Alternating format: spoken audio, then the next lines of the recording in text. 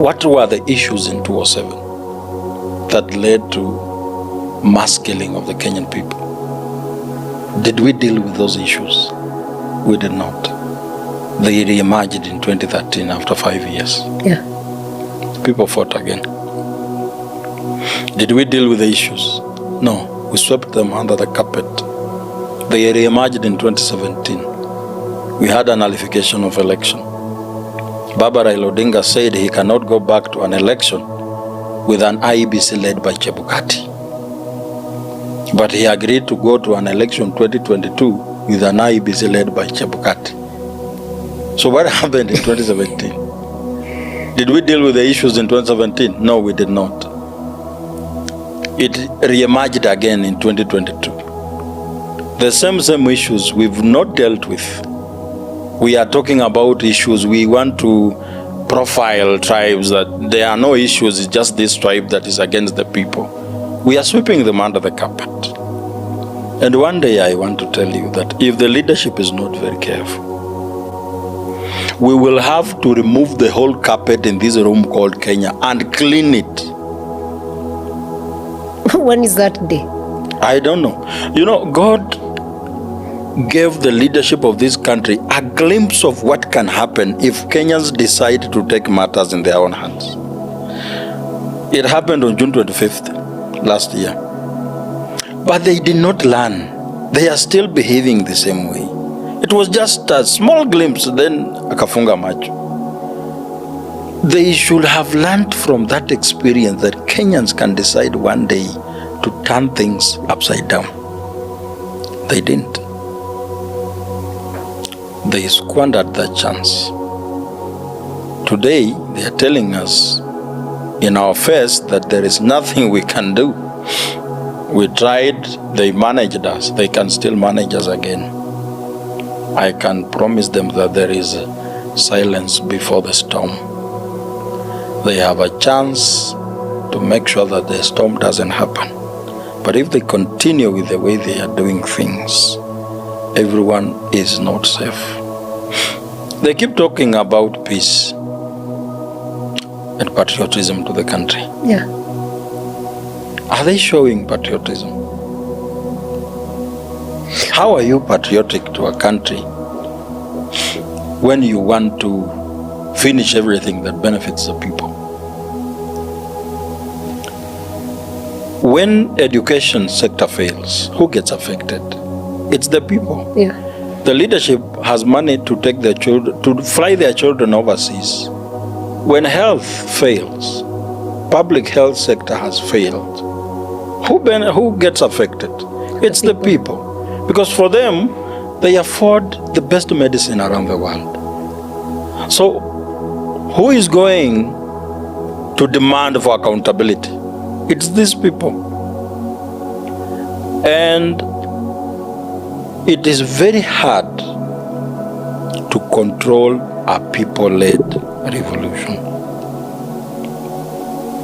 They think they are very smart. When I realize that when I use smartness, you are better placed to beat me, I will not use it. I will use foolishness. You saw how ministers in Nepal had a rough day the other day. Yeah. They were forced to swim when they only swimming in swimming pools filled with mineral water. They had to swim. And I could see Kenyan bloggers paid by government condemning that action, that, young people in Nepal have banned their country, they will soon realize that it's better bad government than a no government at all. The Gen Zs of Nepal woke up the following day to clean the streets and appointed one person to be the leader of the country. Hapa Kenya unaulizwa Ruto anaenda halafu. Nepal is not very far away from here. Well, it is quite far. It's not very far. It is. But do you think then Kenya is ripe for a revolution? Every time we talk about politics, the word revolution doesn't miss. That's a sign that we could be ripe for a revolution. Or else, what defines a revolution also? The thing people are fighting for is that they are not seeing the fruits of their labor. You work so hard. Yeah. You get, but what you get cannot be enough to sustain your life. You see someone there who does not work as hard, he has more than enough. When you are struggling to pay rent, some people have enough money to plant skyscrapers like seeds. You know, it captures the attention of the people. That what are we doing wrong that those ones are doing right? How comes they have a lot of money, but we don't have?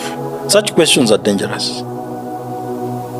When you live in a country where 22 million people cannot afford a meal, they wake up every day thinking about what they are going to eat next. When those people decide that you, the leadership, are the ones responsible for our misfortunes, what do?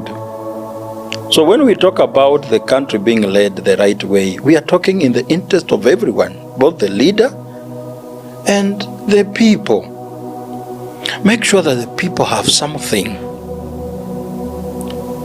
so that when you imagine burning Nairobi and you have 2 stalls of second-hand clothes, you take some steps back, because you have something you are going to lose when Nairobi burns. Yeah. What if you don't have anything in Nairobi? You don't have anything to lose apart from your miserable life. So how can someone convince you about peace and stability? Can you be stable when you can't afford school fees for your children? You're not. So what other stability are you talking about? So the leadership must understand that the people, the biggest issue is because the resources are not getting to where they are supposed to be. Okay. And that's the biggest issue. And that's the issue that people are talking about out here. Okay.